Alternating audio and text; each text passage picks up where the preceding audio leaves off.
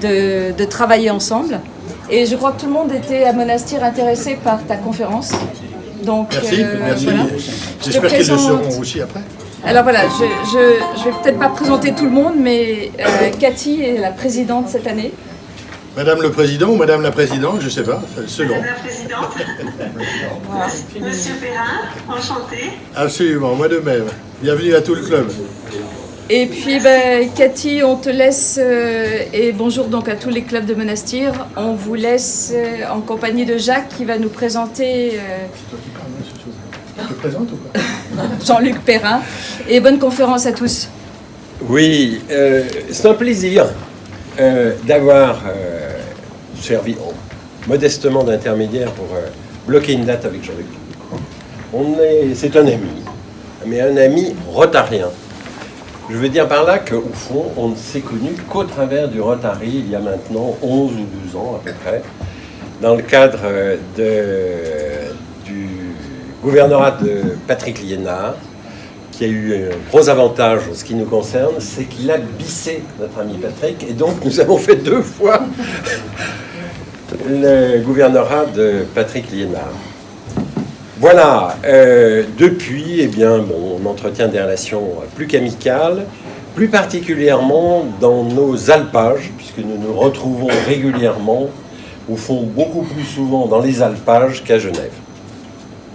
Même si la manifestation qu'avait organisée Jean-Luc à l'occasion de sa conférence internationale pour la paix à Genève, si certains d'entre vous y étaient, ça fait partie des grands moments rotariens internationaux qui, moi, à titre personnel, m'ont toujours intéressé. Voilà, pour le reste, je ne vais certainement pas avoir la qualité pour présenter Jean-Luc. Jean-Luc est un ancien gouverneur, enfin ancien. Oui, oui. N'exagérons rien, pas si ancien que ça, puisqu'en définitive... Tu préfères vieux gouverneur, c'est ça? Patrick vient de lui succéder, et dans ces conditions, je le laisse, au sens du thème, de la thématique de cette conférence, se présenter. Il le fera beaucoup mieux que moi-même. Merci, merci Jacques. Je ne sais pas si j'en ai besoin ou si j'en ai pas besoin. J'avoue que je ne sais pas très bien jongler avec tout ça, donc... Est-ce que Monastir m'entend? Oui? Mais on vous entend très bien aussi. Donc peut-être vous pouvez couper vos micros et les rouvrir si vous avez des questions à poser. On coupe le micro. Oui, coupez le micro. Est-ce que vous m'entendez ici ou vous voulez être en vidéo? Prenez votre téléphone, branchez-vous sur le lien sinon.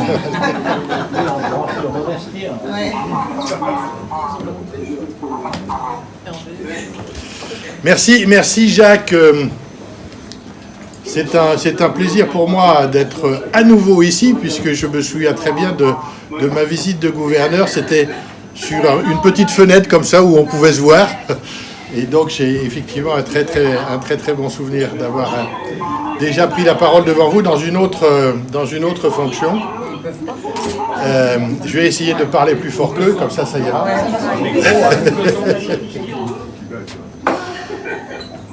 Le Rotary et les Nations Unies. Alors, Jacques a un peu présenté effectivement ce que j'ai fait au Rotary.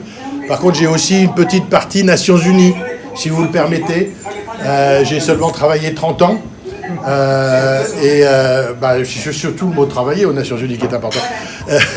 Mais j'y ai travaillé 30 ans et dans différentes organisations. Donc je connais un petit peu effectivement le système des organisations internationales et comment elles fonctionnent.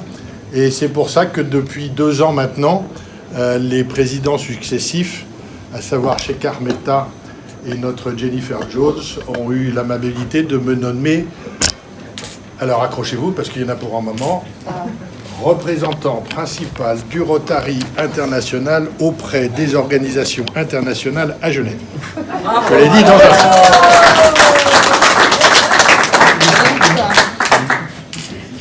Et donc, si vous le voulez bien, je vais vous parler un petit peu, non pas du Rotary et des ONG, mais du Rotary et des organisations internationales. Alors, il faut commencer par un truc qui est, à mon avis, très clair et que l'on oublie. C'est que Polaris en 1905, Chicago, tout le monde connaît ça, très bien. Mais il ne faut pas oublier que dès 1910, il y a déjà un club au Canada. L'international commence déjà. 1910, 1911, évidemment, pas tout à fait, parce que les Écossais sont venus en 1912, mais grosso modo, le Royaume-Uni. Et puis ensuite, comme on le sait, bien évidemment, la France. Voilà, on a fêté il n'y a pas tellement longtemps. Mais grosso modo, ce qu'il faut savoir, c'est que très rapidement, en 1922, n'oubliez pas qu'entre-temps, il y a eu une petite guerre quand même. En 1922, le Rotary est présent sur tous les continents. Et ça, c'est pas par hasard. Polaris engageait des Rotariens, il les payait, pour aller créer des Rotary à l'international. Donc, quand on dit « je suis membre du Rotary », n'oubliez pas que derrière, il y a international. Et c'est pas quelque chose parce qu'on est partout dans le monde, c'est quelque chose que le fondateur voulait, souhaitait. Ensuite, il se trouve qu'en 1914, en juin 1914, il y avait c'était pas une convention à l'époque, hein, puisque le Rotary international n'existait pas encore, c'était l'association des clubs Rotary. Mais en 1914, en juin 1914, qu'est-ce qui se passe? À cette convention, il est décidé, il est pris une résolution plutôt, que le Rotary doit faire tout ce qu'il peut pour faciliter le rapprochement entre les peuples. Tiens, 1914. Bon, alors c'est sûr que pour 1914, c'était un petit peu tôt pour être efficace. Ils n'ont pas vraiment eu le temps, mais on ne va pas leur en vouloir directement. Mais c'est quand même... Absolument. 1914. On va passer à 1942. En 1942, un district anglais a décidé de réunir 21 pays à Londres. Alors, il faut dire que beaucoup de pays étaient un peu exilés. Donc à Londres, il y avait effectivement beaucoup de représentants des différents pays. Mais quand même. Et ils ont décidé de réunir tous ces 21 pays de la planète pour essayer de dire, est-ce que la culture et la formation ne sont pas un des atouts de paix? Et ce qui a donné lieu à la création, en 1945, de l'UNESCO, Paris. Et ça, c'était en pleine guerre. En pleine guerre encore, 1944, il y a eu une réunion à Washington entre la Russie, la Chine, les États-Unis et l'Angleterre pour se dire, bon, on s'est quand même suffisamment bousillé la patate là, comment on peut faire pour avoir un monde meilleur? D'où l'idée de se dire, est-ce qu'on ne pourrait pas avoir un organisme qui travaille sur la relation entre les États? Alors ils font un papier, tous ces gens-là, comme on fait généralement quand on fait des réunions, hein, on aime bien produire des rapports, et à l'époque il n'y avait pas Internet, donc on imprimait tout ça, les trucs, machin. Et puis, le président du Rotary International se saisit de ce rapport, et l'envoie à tous les Rotariens à travers la planète, en disant, messieurs, à l'époque c'était que messieurs, je suis désolé, mais messieurs, quelles sont vos idées pour cette nouvelle organisation? Tous les Rotariens ont pu écrire au président de l'époque, président internet du Rotary, pour leur dire, voilà, nous dans notre club, on a réfléchi, ce serait bien ceci et cela. Ça mène à quoi? Ça mène au fait que le président, cette fois-ci des États-Unis, pour sa délégation à la conférence qui crée les Nations Unies à San Francisco en 1945, en avril 1945, dans sa délégation, il y a 13 Rotariens que lui a voulu. dont le président de l'Union internationale, mais que lui, en tant que président des États-Unis, a dit non, non, je veux ces gens-là parce qu'ils ont apporté des idées et je veux qu'ils participent. Au total, dans d'autres délégations, il y avait aussi des Rotariens, donc il y avait 49 Rotariens à la conférence de San Francisco. Bon, pas mal. J'étais probablement beaucoup plus nombreux que ça, mais tout de même. Et ça a mené à quelque chose qui est très intéressant, c'est que ils ont insisté pour que dans l'article de mémoire 71 de la Charte des Nations Unies, l'organisation, la future organisation, soit ouverte aux organisations non gouvernementales. C'est-à-dire que c'était une ouverture de les Nations Unies. Et dans les Nations Unies, vous entendez bien le mot « nation ». Unis ou pas unis, on pourra en discuter. Mais il y a le mot « nation » dedans. Et donc, dès la création des Nations Unies, grâce aux Rotariens qui étaient à San Francisco, il y avait cette ouverture sur le monde extérieur, sur le privé, les entreprises, etc. Et c'est ça qui donne un siège de représentants permanents auprès de ce qu'on appelle l'ECOSOC, qui est donc le Comité économique et social des Nations Unies. Et c'est donc depuis 1947 qu'il existe un membre du Rotary qui est représentant du Rotary auprès des organisations internationales. Donc c'est une vieille histoire. C'est une vieille histoire qui, je dirais, a évidemment des débouchements naturels. Quand vous regardez les axes stratégiques de la Fondation et que vous regardez l'ensemble des organisations internationales. Alors peut-être on va faire un petit tour rapide, parce que souvent on dit les organisations internationales, c'est les Nations Unies. Mais il y a plein d'autres choses que les Nations Unies. Les organisations internationales, c'est bien évidemment, j'ai cité tout à l'heure l'UNESCO, mais c'est également des organisations que vous connaissez, comme le BIT, probablement, il y en a quelques-uns qui sont là. Voilà. L'OMS, on en a suffisamment entendu parler ces dernières années, avec le docteur Tedros. Mais vous en avez d'autres, probablement, que vous connaissez moins bien. Je citais tout à l'heure l'UIT, l'Union internationale des télécommunications. Bravo, Marc. La FAO. Alors, il y a effectivement la FAO à Rome, c'est sur l'agriculture et la nourriture, très important. Et puis, vous avez aussi à Genève une que vous connaissez, pardon ? L'OMM. Bravo, l'OMM. Ah, qu'est-ce que c'est l'OMM ? C'est la météo, absolument. Organisation très importante pour les années qui viennent. C'est vraiment un sujet. Et puis, vous avez ensuite des organisations comme les droits de l'homme, le HCR, qui dépendent un peu plus des Nations Unies que les autres. Pardon ? Il n'y a pas l'ONU. Si, les Nations Unies, c'est le premier que j'ai... Oui, c'est le premier. On pense souvent qu'il n'y a que les Nations Unies, mais en fait, il y a derrière beaucoup d'autres organisations.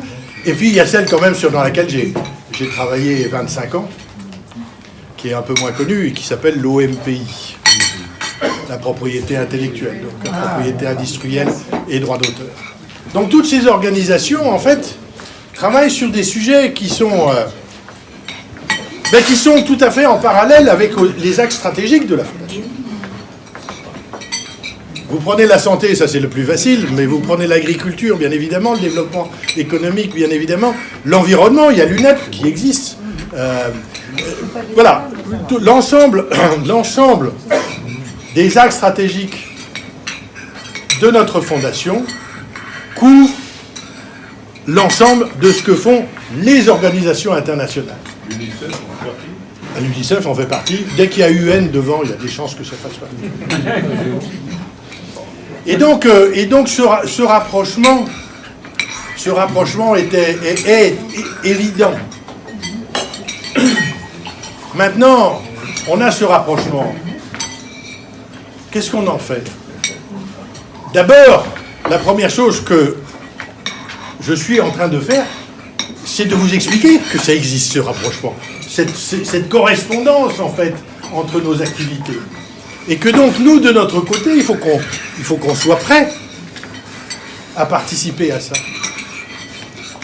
Et puis, la deuxième chose, c'est qu'il faut qu'eux aussi soient prêts à participer à ça. Et c'est comme ça que nous avons organisé en 2017, Jacques, merci de l'avoir rappelé, cette grande conférence à Genève sur le Rotary, les Nations Unies et la paix. J'avoue qu'en tant que secrétaire général de cette organisation, j'étais assez fier d'accueillir 1400 personnes qui venaient des 5 continents. Bon, à l'époque, il n'y avait pas de Zoom, c'était mieux. Les gens venaient. Maintenant, ils viennent plus. Ils se mettent en Zoom. Monastir. Et donc, voilà, cette conférence, elle était une première étape. Mais les conférences, ce sont que des premières étapes. Parce que on peut passer son temps, comme moi, à bavarder, à faire des grands discours. Mais qu'est-ce qui se passe derrière ? De la même manière, comme vous le savez peut-être, et il y avait un représentant de votre club, il y a 15 jours, il y a eu une conférence à l'OMS sur la santé de la mère et de l'enfant, avec le docteur Tedros. Je suis content, enfin il me reconnaît maintenant. Parce qu'il y a pas mal. Et il y avait notre délicieuse présidente, Jennifer Jones, et il y avait plein d'autres gens, notre secrétaire général, John Yuko, 2 anciens présidents du Rotary. Tout ça pourquoi ? Tout ça pour souligner l'importance que les 2 organisations ont à travailler ensemble. Alors on dit oui, c'est facile, on travaille déjà sur l'éradication de la polio. Et on n'a pas fini. D'où les chocolats. Mais l'éradication de la polio, on sait, et Michel Zafran est dans mon club, donc vous comprendrez que l'éradication de la polio, on en entend un peu parler. L'éradication de la polio, on va y arriver. Grâce à vous, grâce à nous tous à travers la planète. Et on va y arriver parce que on a cet objectif et que le Rotary, on n'abandonne pas. Donc depuis 1985, on est parti. On a fait 99,9% du trajet. J'aurais pu dire 99, mais non. Et on va y arriver. Mais qu'est-ce qu'on fait après ? Et c'est là qu'on s'est dit, on a des structures locales qui ont travaillé pendant tant d'années pour arriver à ce résultat grâce à nous, grâce à vous. Et il faut que ces structures, on les poursuive, on les maintienne en activité. Qu'est-ce qu'on peut faire ? Et ces structures, elles vont vers quoi ? Elles vont vers les mères pour vacciner des enfants. Ecco, il se trouve que la santé de la mère et de l'enfant est un des axes stratégiques de la Fondation. Donc c'était assez simple de trouver le sujet. Mais là aussi, et alors, qu'est-ce qu'on fait ? Eh bien, je crois que on est vraiment à des moments qui sont pour moi extrêmement importants dans le développement de cette coopération. Dans le sens que ce qui est sorti de cette conférence à Genève, des 2 conférences à Genève, première conférence sur la paix, il est sorti, je dirais, environ 19 projets concrets sur la paix. Ah, on dirait, mais qu'est-ce qu'on peut faire pour la paix ? Il y a le Conseil de sécurité, ils ne se mettent pas d'accord, il y a des vétos et trucs et machin. C'est pas notre boulot. Je réponds régulièrement, commençons par autour de chez nous. Regardons déjà dans notre famille. Regardons parfois dans nos clubs, ça peut arriver. Regardons dans nos communautés. On a des communautés à Lyon, à Saint-Étienne, à Genève. Mais voilà, on a des communautés qui sont un peu en bisbille. Et si on travaillait sur ces sujets-là ? Nous, qui sommes ancrés localement, allons-y. Et ça commence. On est sur un projet, là, sur Saint-Étienne. Bon, il se trouve que, par ailleurs, je suis aussi président du groupe d'action rotarien pour la paix en France. Donc, voilà, on travaille aussi là-dessus. Et donc, sur Saint-Étienne, on va essayer de faire en sorte d'améliorer l'intégration des gens déplacés d'Ukraine. C'est compliqué. Vous êtes venus pour passer quelques semaines, Et ça fait probablement déjà plus de 6 mois. C'est compliqué. Et donc ça aussi, ça travaille à la paix. Donc voilà, pour la paix, il y a plein de projets. Il y en avait 19. Il s'en est rajouté d'autres depuis. Et chaque année, on travaille avec les boursiers de la paix, parce que vous savez qu'il y a des boursiers de la paix au Rotary. Peut-être vous avez présenté des candidats, sinon il faut y aller. Et donc, avec ces boursiers de la paix, on essaye de définir des projets concrets à mettre en place dans les différents pays. Et donc là aussi, vous pouvez être sollicité par un gouverneur ou par un vieux gouverneur, comme disait Paul. Vous pouvez être sollicité, et là bah, dites pas, oui, mais nous, on a déjà autre chose, vous comprenez. Bon, voilà, chacun son truc. Mais on a besoin des clubs, clairement. C'est pas ni les gouverneurs, ni le président international qui va décider quelles sont les actions que vous pouvez faire. Saisissez-vous de ça. L'OMS, c'est pareil. Il y a eu 38 ou 39 projets, j'ai oublié, Stéphane, mais qui ont été présentés. Il y en a qui sont mis en application, qui vont se poursuivre. Et puis il y en a d'autres, ben voilà, il faut d'abord finir leur définition, et ensuite, il faudra qu'il y ait des clubs qui s'en saisissent. Juste pour la petite histoire, pourquoi on a commencé par la paix et ensuite par la santé de la mère et de l'enfant? Il se trouve qu'au niveau des Global Grants, des subventions mondiales, ce sont les deux objectifs de la Fondation qui sont le moins financés. Alors, sur l'eau, on va trouver tout ce qu'on veut, sur l'éducation, on va trouver sur deux. Mais je ne sais pas pourquoi la femme et les enfants, ça ne m'intéresse pas. Eh bien, on va changer ça. Et on va changer ça avec des projets concrets. Et donc, à un moment donné, probablement, effectivement, si on m'invite, je reviendrai, sinon je reviendrai quelqu'un d'autre. Mais on viendra vous parler en disant, voilà, il y a des projets, allez-y, saisissez-vous. Alors vous, un club, 3 clubs, 5 clubs de Lyon, vous êtes nombreux. Mais allez-y, allons-y. Allons-y, pourquoi? Alors, bien sûr, le sujet est important et on montre que si on réduit la mortalité chez la mère et l'enfant, il se trouve qu'on aide au développement économique et que l'on augmente le PNB per capita. Bon, c'est un autre sujet, on en reviendra. Mais c'est important de le faire. Alors pourquoi on fait tout ça? Ben, tout ça, on le fait parce qu'on veut apprendre à travailler avec l'OMS. Qu'est-ce qui se passe? La plupart du temps, si on regarde un petit peu les sujets des subventions mondiales, en tous les cas dans le district que j'ai pu voir, c'est quelqu'un qui, à un moment donné, dit « Ah, j'ai un projet pour Madagascar. Tiens, voilà, il leur faut un hôpital, il leur faut un dispensaire, il leur faut une école. » Ah oui. Et c'est donc nous, à Lyon, qui disons « Tiens, c'est bien, on sait ce qu'il leur faut. »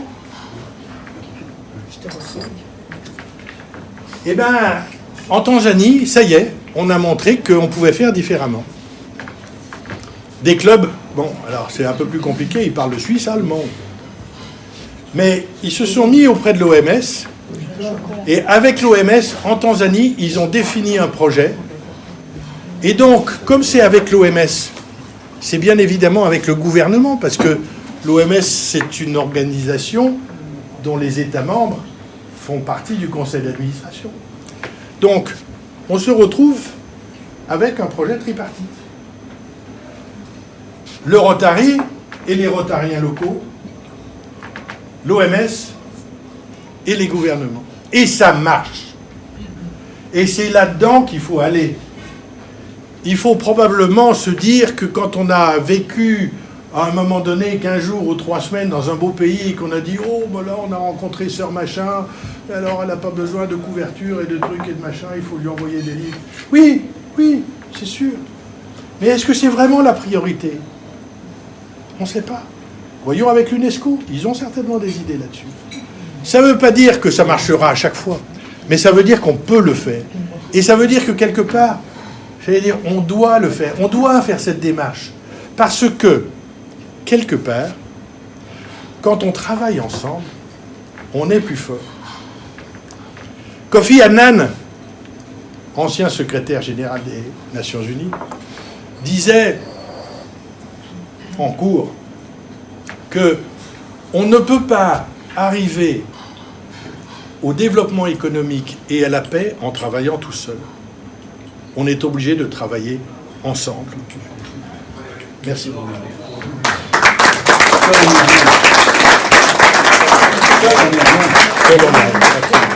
Voilà, si vous avez des questions, et Monastir aussi, bien sûr, si vous avez des questions, n'hésitez pas.